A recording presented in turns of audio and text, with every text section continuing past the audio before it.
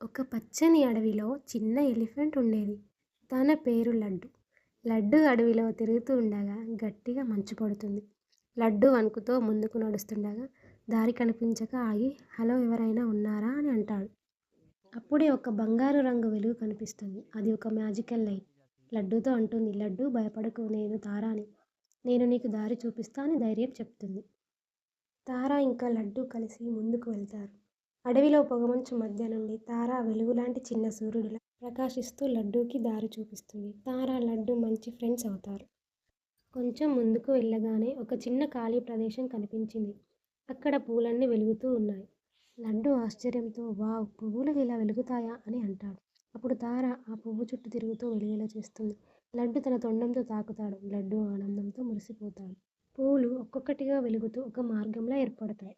ముందుకు వెళుతుండగా ఒక పెద్ద పురాతనమైన బలమైన చెట్టు దగ్గరికి చేరుకుంటారు.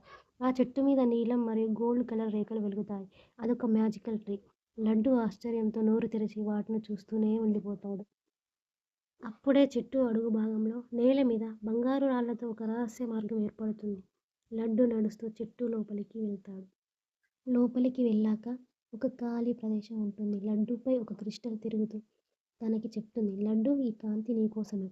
ఇకపై నువ్వు భయపడకుండా అడవిలో తిరగవచ్చు అని ధైర్యం చెప్తుంది.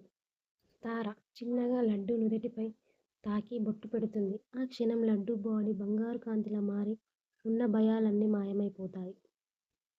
తార, లడ్డు ఇద్దరు బయటికి వచ్చేసరికి అడవిలో పొగమంచు కూడా మాయమవుతుంది. సూర్యుడు ఉదయించాడు. పక్షులు పాటలు పాడుతున్నాయి. పూలు కొత్తగా మెరిసిపోతున్నాయి. లడ్డు చిరునవ్వుతో ఇంకెప్పుడు నేను భయపడను అని తారాకి చెప్తుంది. లడ్డు, తార నడుస్తూ ముందుకు సంతోషంగా వెళ్ళిపోతారు. స్టోరీ నచ్చితే లడ్డు కోసం ఒక లైక్ చేయండి. సబ్స్క్రైబ్ చేసుకోవడం మర్చిపోకండి. Bye bye.